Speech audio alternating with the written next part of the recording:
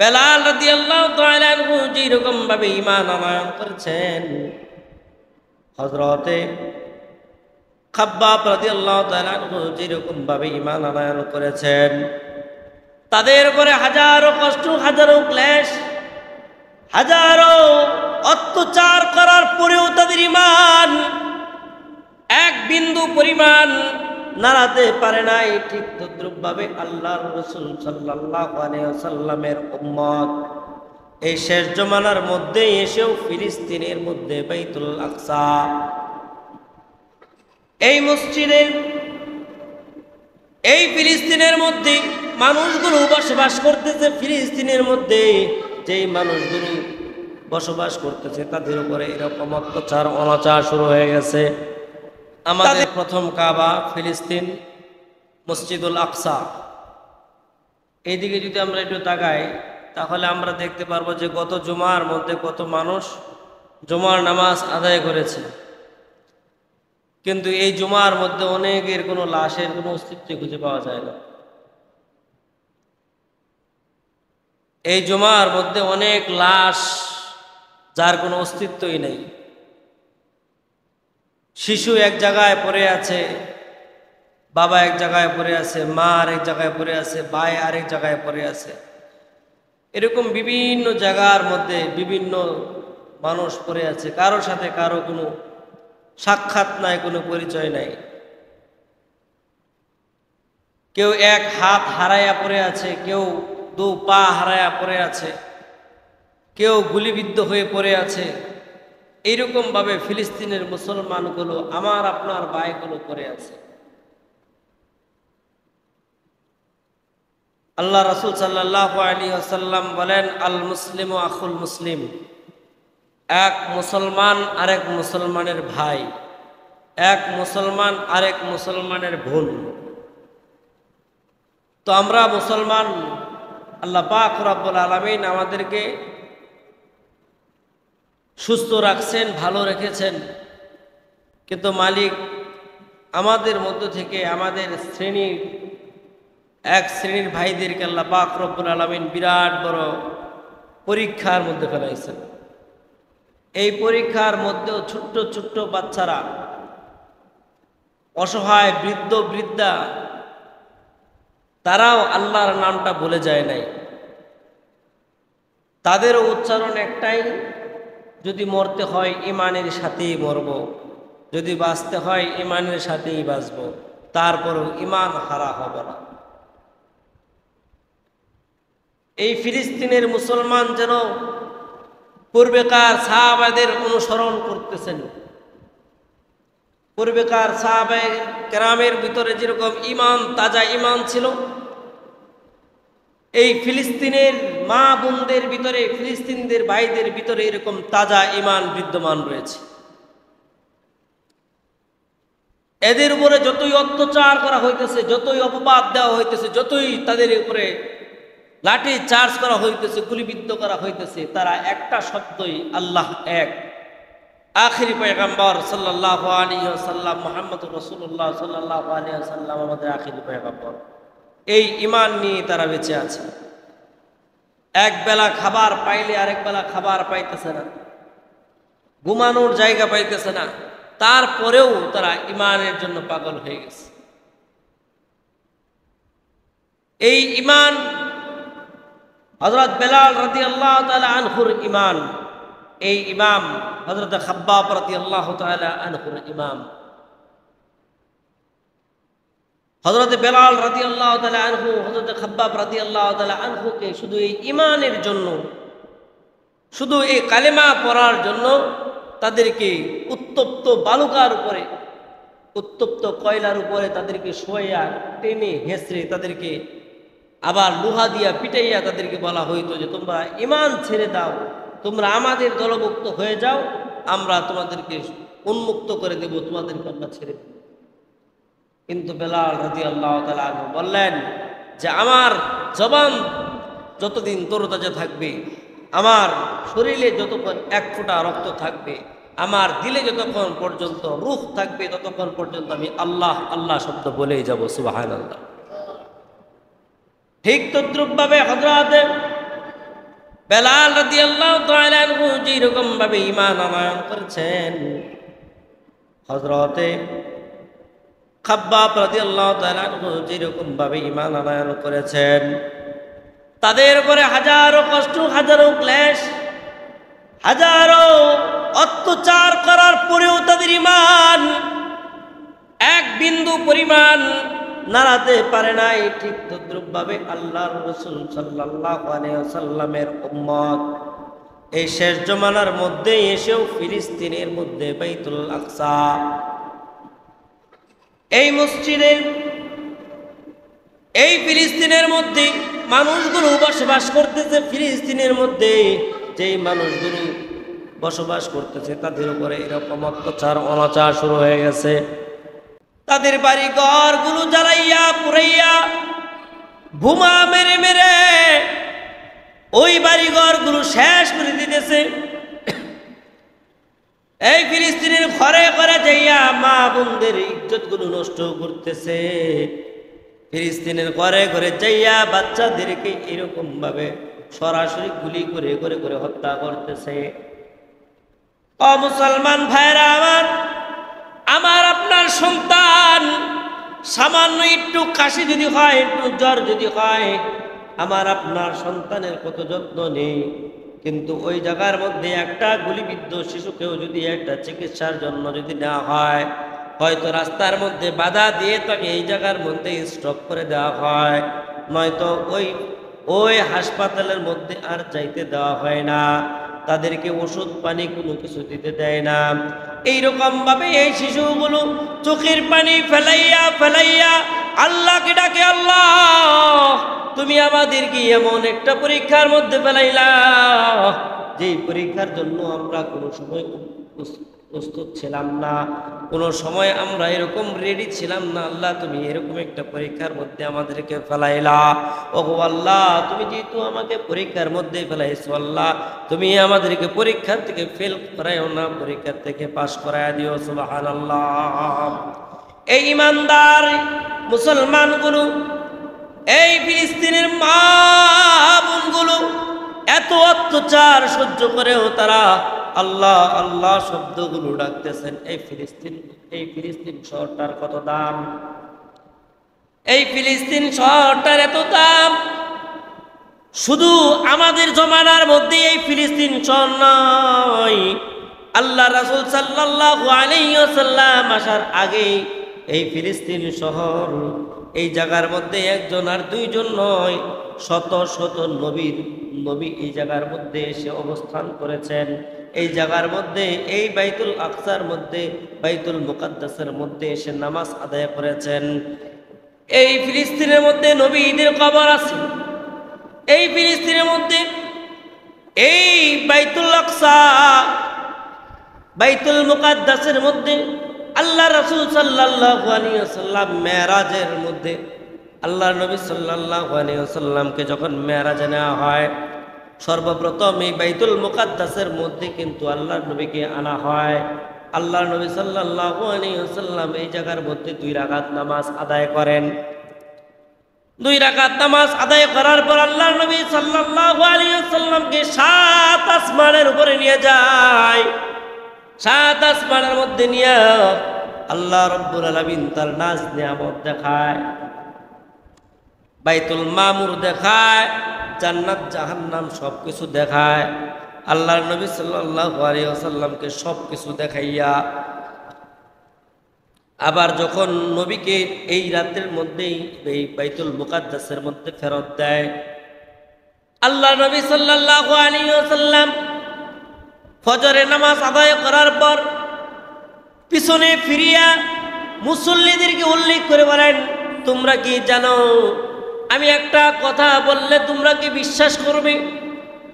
গত রাত্রে আল্লাহ রাব্বুল আলামিন আমাকে আসমানের মধ্যে নিয়ে যায় জান্নাত দেখায়, আমাকে জাহান্নাম দেখায়, আমাকে আল্লাহ রাব্বুল আলামিন বাইতুল মামুর দেখায়।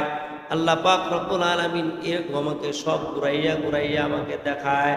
আমি দেখাইয়া আবার এই রাতের মধ্যে আবার আল্লাহ রাসূল সাল্লাল্লাহু আলাইহি ওয়াসাল্লামকে আবার আল্লাহ এই ফজরের নামাজের শরীক করাইয়া দেয়। সাহাবায়ে কেরাম যারা আছেন সবাই বিশ্বাস করেছে যে হ্যাঁ আল্লাহর রাসূল আমরা বিশ্বাস করি। ইহুদি মারখা মুসলমান যারা নাকি বিশ্বাস কম, আল্লাহর নবীর প্রতি ভালোবাসা কম, এইরকম মানুষ সব শ্রেণীর মধ্যেই থাকে, সব জায়গার মধ্যেই থাকে। আমি আপনাদের এখানের মধ্যে জুমার খুতবা দেই, এই খুতবার মধ্যে আমি যদি মনে করি যে 100 থেকে 100 মানুষই আমার ভক্ত, না না, 100 থেকে 100 মানুষ আমার ভক্ত হতে পারে না।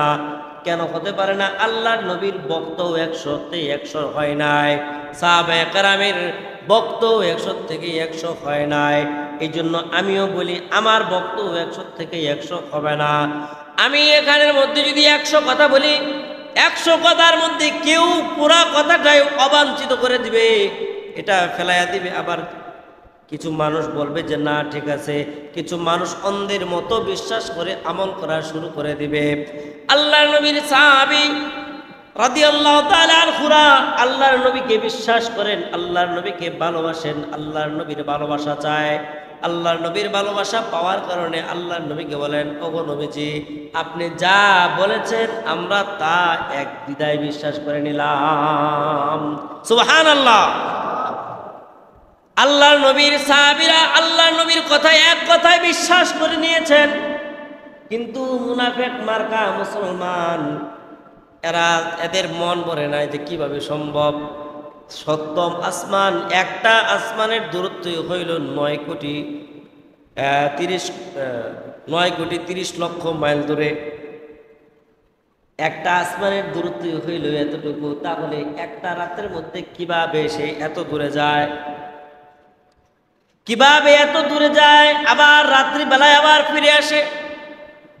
আল্লাহর নবী বলেন আল্লাহ পাক রব্বুল আলামিন আমার জন্য একটা বুরাক নামক জন্তু পাঠাইলেন। এই বুরাক নামক জন্তুর এক কদম হইল, যে আমরা এইভাবে তাকাইলে আমাদের চক্ষু যতটুকু দূরে যায় তার থেকে দূরত্ব পরে এক কদম এই বুরাকের পা। এই বুরাকে উঠাইয়া আল্লাহর নবীকে আল্লাহ রব্বুল আলামিন সব বুড়াইলেন, দেখাইলেন। আবার এই বুরাকে চড়াইয়াই আল্লাহর নবীকে আবার নিয়ে আসলেন। কিন্তু ওই ইহুদিরা বিশ্বাস না করার কারণে তারা আবার চলে গেলেন যে যা যা এটা একটা হাস্যকর খবর সবার কাছে পৌঁছাইয়া দেই। মুহাম্মদ এত বড় বাটপার, নাম নাউজুবিল্লাহ। সে নাকি এক রাত্রের ভিতরে এত বড় সফর করে আসছে, তার সর্বপ্রথম যে শীর্ষ, তার শীর্ষের কাছে চলে যায়। যখন তার শীর্ষ আবু বকর রাদিয়াল্লাহু তাআলা আনহুর কাছে চলে গেলেন, আবু বকর রাদিয়াল্লাহু তাআলা আনহুর কাছে বললেন, ও আবু বকর, আবু বকর, একজন মানুষ যদি বলে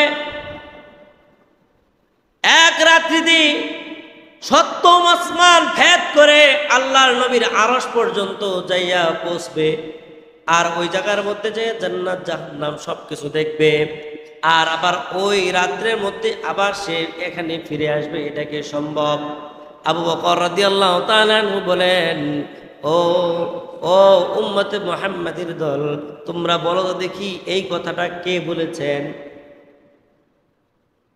আবু বকর রাদিয়াল্লাহু তাআলা আনহু বলেন যে এই কথাটা কে বলেছেন?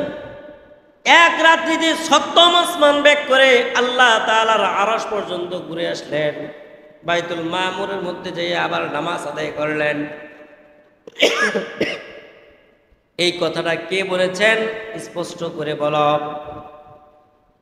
ওই ইহুদি, ওই মুনাফিক মার্কা মুসলমান আবু বকর রাদিয়াল্লাহু তাআলা আনহুকে বললেন যে এটা তোমাদের নবী হযরত মুহাম্মদ সাল্লাল্লাহু আলাইহি ওয়াসাল্লাম বলেন আল্লাহ নাকি তাকে এক রাত্রে এই 7ম আসমান ভেদ করে তারা ঘুরাইয়া নিয়ে আসছেন, এটা কি সম্ভব?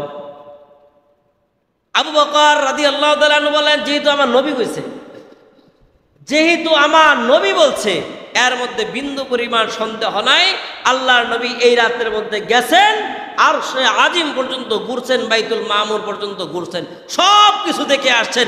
এটাই সত্য। সুবহানাল্লাহ, সুবহানাল্লাহ। আবু বকর রাদিয়াল্লাহু তাআলা এই কথা বলার পরে তাদের মনটা একটু খারাপ হয়ে গেল, কারণ তাদের প্রথম বিশ্বাসী, মনটা খুব খারাপ হয়ে গেছে। আবু বকর রাদিয়াল্লাহু তাআলা এই কথা বলার পরে ওই জায়গা থেকে আবার চলে আসলেন আল্লাহর নবীর দরবারে। আয়েশা বললেন, ওগো নবীজি, আপনি বলেন তো দেখি, যে আপনি যে বাইতুল মামুরে গেলেন, এই বাইতুল মামুরের মধ্যে কয়টা জানালা আছে, কয়টা দরজা আছে, এটা একটু আমাদেরকে বলেন, যে কয়টা জানালা আছে, কয়টা দরজা আছে। এখন যদি আপনাদেরকে আমি বলি যে আপনারা যে মসজিদে নামাজ পড়তেছেন এটার মধ্যে কয়টা জানালা আছে, অনেকেই বলতে পারবেন না। অনেকেই বলতে পারবেন না যে এই মসজিদের মধ্যে কয়টা জানালা আছে, এটা বলতে পারবেন না। কেন? 5 ওয়াক্ত নামাজ এখানে এসে পড়তেছেন, তার এত বছর ধরে নামাজ পড়তেছেন, তারপরে এখন জিজ্ঞাসা করেন যে ভাই আপনাদের যে মসজিদে পড়েন এই মসজিদের কাতার কয়টা, এই মসজিদের কাতার কয়টা বলেন তো দেখি।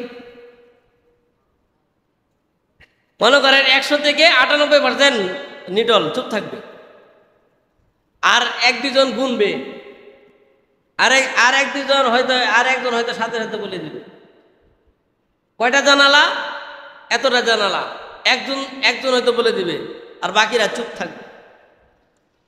আল্লাহর নবী সাল্লাল্লাহু আলাইহি ওয়াসাল্লামের কাছে আবার আসলেন, আবার আয়েশা জিজ্ঞাসা করতেছেন, ওগো নবীজি, আপনি যে বাইতুল মামুর পর্যন্ত গেলেন, বাইতুল মামুরের কয়টা দরজা, বাইতুল মামুরের কয়টা কাতার, কয়টা জানালা আছে, আমাদেরকে বলে দেন। আল্লাহর নবী সাল্লাল্লাহু আলাইহি ওয়াসাল্লাম চুপ হয়ে গেলেন, খুব পেরেশান হয়ে গেলেন। আল্লাহর নবী সাল্লাল্লাহু আলাইহি ওয়াসাল্লামের পেরেশানি দেখে আল্লাহ রাব্বুল আলামিন জিবরাইল আমিন পাঠাইলেন। জিবরাইল আমিনকে পাঠাইয়া আল্লাহর নবী সাল্লাল্লাহু আলাইহি ওয়াসাল্লামের সামনে বাইতুল মামুরটাকে স্পষ্ট করে তুলে ধরলেন। সুবহানাল্লাহ। যখন আল্লাহর নবীকে বললেন কয়টা জানালা আছে, কয়টা দরজা আছে, কয়টা কাতার আছে, কয়টা ফ্যান আছে, কয়টা বক্স আছে, এইরকম ভাবে যখন জিজ্ঞাসা করলেন, তখন আল্লাহ রাব্বুল আলামিন জিবরাইল আমিনের মাধ্যমে ওই বাইতুল মামুরটাকে এরকম সামনাসামনি এসে দাঁড় করাইয়া দিলেন। আল্লাহর নবী গুনে গুনে গুনে গুনে প্রত্যেকটা জানালা, দরজা, কাতারের হিসাব তাদেরকে দিয়ে দিলেন। সুবহানাল্লাহ। এখন বলতে পারেন যে ওই জায়গার মধ্যে এরা প্রশ্ন করলো কেন? প্রশ্ন করলো এই জন্য প্রশ্ন করলো নবীজিকে মিথ্যা প্রমাণ করার জন্য। এখন বলেন তো দেখি, আমরা এই মসজিদের মধ্যে নামাজ পড়তে আসি, এখন নামাজ পড়তে আসি না মসজিদের জানালা গুনতে আসি? নামাজ পড়তে আসি না মসজিদের কাতার গুনতে আসি, না দরজা গুনতে আসি? নামাজ পড়তে আসি। আল্লাহ রাব্বুল আলামিন তার হাবিবকে তো পাঠাইলেন মেরাজ করার জন্য। কেন মেরাজ করতে পাঠাইলেন? আল্লাহর নবীর চাচা আবু তালেব, আল্লাহর নবীর প্রিয় সঙ্গিনী বিবি খাদিজা রাদিয়াল্লাহু তাআলা আনহা, এই দুজন যখন ইন্তেকাল করে ফেললেন, তখন তার মনটা খুব খারাপ হয়ে গেছে। আল্লাহ রাব্বুল আলামিন বললেন, ও প্রিয়, তোমার মন খারাপ থাকবে, আমি আল্লাহ সহ্য করতে পারবো না। হাবিব, আমি তোমাকে ডাক দিলাম, তুমি আমার দরবারে চলে আসো। আল্লাহ রাব্বুল আলামিন তার ডাকে তার হাবিব ওই বাইতুল মুকাদ্দাস থেকে আল্লাহর হাবিবকে ওই সপ্তম আসমান পর্যন্ত নিয়ে ঘুরাইয়া দেখাইয়া আবার নিয়ে আসলেন। আর যিনি বিশ্বাস করেছেন তার নাম ছিল আগে আবু বকর, আর বিশ্বাস করার সাথে সাথে তার নামটা লিখে দেওয়া হলো সিদ্দিক। আগে নাম আবু বকরই ছিল, কিন্তু যখন বিশ্বাস করছে, না দেখে এক কথায় বিশ্বাস করছে, তখনই আবু বকর রাদিয়াল্লাহু তাআলা আনহুর নামে এই সিদ্দিকটা লাগায় দিয়েছেন। সুবহানাল্লাহ। আল্লাহ রাসূলই এই সিদ্দিক তার উপাধি দিয়ে দিয়েছেন। সিদ্দিক হলো ওনার উপাধি। কেন? তিনি আল্লাহ রাসূল সাল্লাল্লাহু আলাইহি ওয়াসাল্লামকে বিশ্বাস করেছেন। তাহলে বুঝেন এবার, বাইতুল মুকাদ্দাস ফিলিস্তিনের জমিনের মধ্যে অবস্থিত। ও মুসলমান ভাইরা আমার, এখন বলেন তো দেখি, ওই জায়গার মধ্যে যেই মা বোনগুলোর ইজ্জত নষ্ট হইতেছে, ওই মা বোনগুলো কি আমাদের মা বোন না? ওই মা বোনগুলো আমাদের মা বোন। আজকে তাকায় দেখেন, আমার মা, আমার বোন, আমার মেয়ে যদি, আমার স্ত্রীকে যদি এরকম ভাবে ইজ্জত নষ্ট করা হইতো, আমি আর আপনি কি করতাম? আমার আপনার অবস্থানগুলো কি হইতো? আমার সন্তানগুলোকে যদি এরকম ভাবে আমার সামনে যদি এরকম গুলি করে মারা হইতো, আমার কেমন লাগতো? আমার সামনে যদি আমার বাবাকে, আমার ভাইকে যদি এরকম মেরে ফেলা হতো, তাহলে আমার কেমন লাগতো? আমার ভাইয়েরা, আমার বন্ধুরা, এমনও তো দেখলাম মা গর্ভধারণী একটা জায়গা পাইতেছে না সন্তান প্রসব করার জন্য, মা রাস্তার মধ্যে পাথরের মধ্যে বসে বসে কান্নাকাটি করতেছে, আল্লাহ আল্লাহ আল্লাহ আল্লাহ বিভিন্ন প্রকার দোয়া তেলাওয়াত করতেছে। আল্লাহ পাক রব্বুল আলামিন হয়তো এই মার গর্ভটা কেমনে খালাস করছে আল্লাহু আলাম, আল্লাহ তাআলা ভালো জানেন। ওই দেশের মানুষগুলো আল্লাহ পাক রব্বুল আলামিন এত পরীক্ষার সম্মুখীন করেছেন, এত আযাবের সম্মুখীন করেছেন। কেন এত আযাবের মধ্যে আল্লাহ রব্বুল আলামিন তাদেরকে রেখেছেন আল্লাহু আলাম, আল্লাহ তাআলাকে ছাড়া আর কেউ ভালো জানে না। এই জন্য ভাইরা আমার, ওই দেশের জন্য, ওই দেশ রক্ষা করার জন্য আমাদের এই জমিন থেকে যা যা করার দরকার তা তা করতে রাজি আছি তো ইনশাআল্লাহ। এই দেশের মধ্যে ওই দেশের যে ইসরায়েলি পণ্য যা কিছু আছে, ইসরায়েলি পণ্যগুলো আমাদের দেশ থেকে নয়, সারা গোটা বিশ্ব থেকে এই দেশের পণ্যগুলো বয়কট করতে হবে। এই দেশের, ওই দেশের পণ্যগুলো কি আছে এগুলো আমরা আস্তে আস্তে সিলেক্ট করব। একটা একটা করে যদি আমরা সিলেক্ট করতে পারি, তাহলে ওই দেশের পণ্যগুলো যদি আমরা বর্জন করতে পারি, তাহলে আমাদের একটা হলেও, ছোট্ট হলেও একটা ইমানের জায়গা আমরা রেখে দিলাম। কারণ কি, আমরা কেন বর্জন করব? কারণ আমার এই জমিন থেকে একটা টাকা লাভ করে লভ্যাংশর টাকা দিয়ে ওই জায়গার মধ্যে আমার বোনদেরকে মারার জন্য, আমার মাদেরকে মারার জন্য একটা করে পিস্তলের গুলি কিনে, একটা করে পিস্তল তৈরি করে, একটা করে বোমার সরঞ্জাম কিনে একটা করে বোমা তৈরি করে, তাহলে আমি আমার টাকা দিয়া আমার মাকে, আমার বোনকে মারার জন্য সাহায্য সহযোগিতা করতেছি। এই জন্য ভাইয়েরা আমার, আমাদের যতটুকু সাধ্য আছে, শুধু আমাদের নয়, আজকে তাকায় দেখেন সারা বিশ্বের মাঝে সমস্ত অমুসলিমগুলো এক হয়ে গেছে। সমস্ত অমুসলিমগুলো এক হয়ে যাইয়া, এক হইয়া তারা এক প্ল্যাটফর্মে আইসা আমাদের ক্ষতি করার জন্য লাগছে। কিন্তু আমরা মুসলমান ক্রান্তিগুলো, আমরা মুসলমানের দেশগুলো, আমাদের যেই সমাজগুলো আছে, আমরা কিন্তু এক হইতে পারি নাই। আমরা এক মসজিদের সমাজ আরেক মসজিদের সমাজকে দেখতে পারি না। আমরা এক ঘরের মানুষ আরেক ঘরের মানুষকে দেখতে পারি না। এক সমাজের মানুষ আরেক সমাজের মানুষকে দেখতে পারি না।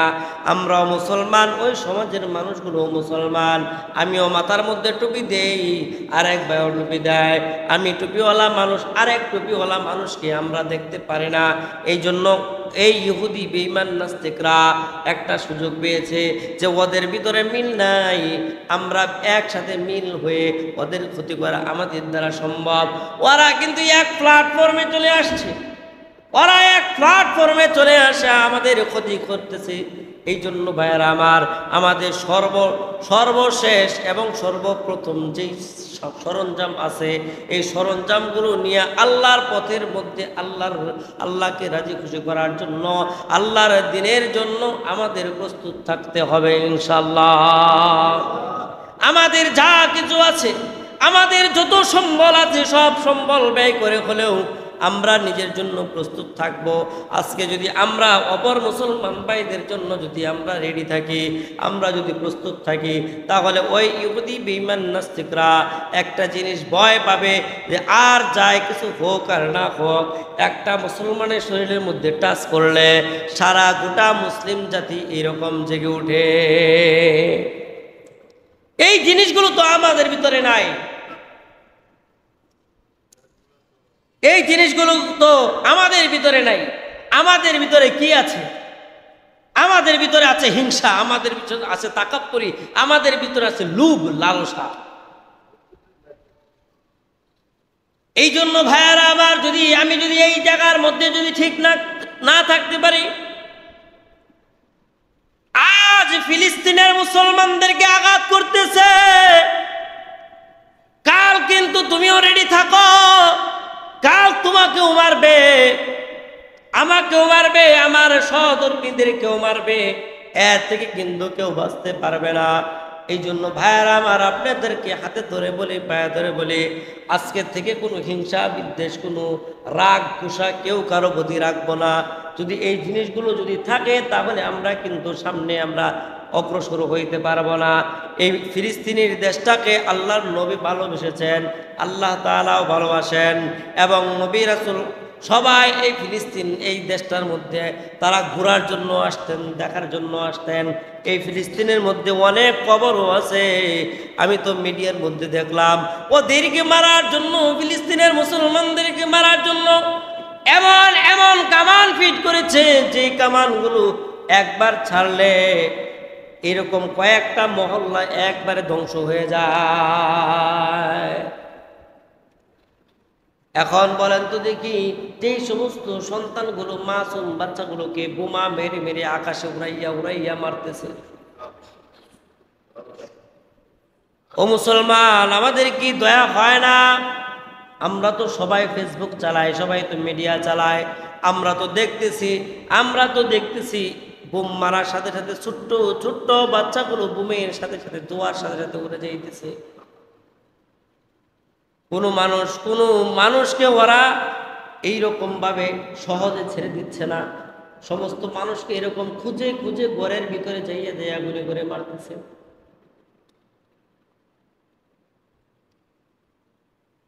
তাহলে আমাদের ঈমান কোন পর্যায়ে আছে এখন বলেন? আমরা তো এখনো এই ইসরায়েলি পণ্যগুলো আমরা এখনো তো ধরে রাখছি, এখনো আমরা খাইতেছি, এখনো আমরা ইউজ করতেছি ইসরায়েলি পণ্যগুলো, এখনো আমরা রাখতেছি। ওদের পক্ষ, আমাদের মতো মুসলমান অনেকেই এখনো ওদের পক্ষে আছে। কেন? যে তার ফ্যাক্টরিতে কাজ করতেছে, তার সাথে সে থাকতেছে, এই জন্য সে ভালো একটা বিনিময় পাইতেছে, এই জন্য তার সাথে সাথে থাকতেছে। আমরা মুসলমান, আমাদের এই মুসলমানের এই মুনাফিকির কারণে আজকে আমাদের দিন আমাদের অধঃপতন হচ্ছে, আমাদের সব কিছু ধ্বংস হয়ে যাচ্ছে শুধু এই আমাদের মুনাফিকির কারণে। আমরা সামনে থাকি একরকম আর পিছনে হয়ে যায় আরেক রকম। আমরা সামনে এক ধরনের বেশ ধরি, পিছনে যাই আরেক ধরনের বেশ ধরি। এই জন্য আমাদের সবচেয়ে থেকে বেশি আমাদের ক্ষতি হচ্ছে। এই জন্য সকলকে বলি, নিজেও আমল করার চেষ্টা করি যে আমরা মুনাফিকগিরি না করি, একজনের আড়ালে আরেকজনের পিন মারামারি বন্ধ করে দিই, একজনের আড়ালে আরেকজনের বদনাম করা বন্ধ করে দিই। গীবত কাকে বলা হয়? গীবত কাকে বলা হয়? গীবত তো তাকেই বলা হয় যে সে দোষ করেছে, এই দোষ করার পরেও দেখা গেছে সে আবার তার পিছনে আইসা এই দোষগুলো আবার আরেকজনের কাছে বর্ণনা করতেছে, আবার তার আড়ালে আবার আরেকজনের কাছে বলতেছে, তার আড়ালে আবার আরেকজন বলতেছে। আল্লাহ রাসূল সাল্লাল্লাহু আলাইহি ওয়াসাল্লাম বলেন, সাহাবা কেরাম জিজ্ঞাসা করলেন, এটা তো গীবত না, এটা তো সে রিয়েলিটি, এটা এই কাজটা করেছে, সে তার করা কাজটা সে বলতেছে, যে এই করা কাজটা বলতেছে যে কিন্তু এটার নাম গীবত হইতেছে। আর সে যদি এই কাজটা যদি না করতো, আর এই কাজটা যদি তাকে অপরে আড়ালে বলা হইতো, তাহলে তো এটা অপবাদ দেওয়া হইতো। তাহলে এটার নাম কি হইতো? অপবাদ। এটার নাম কি হইতো? অপবাদ।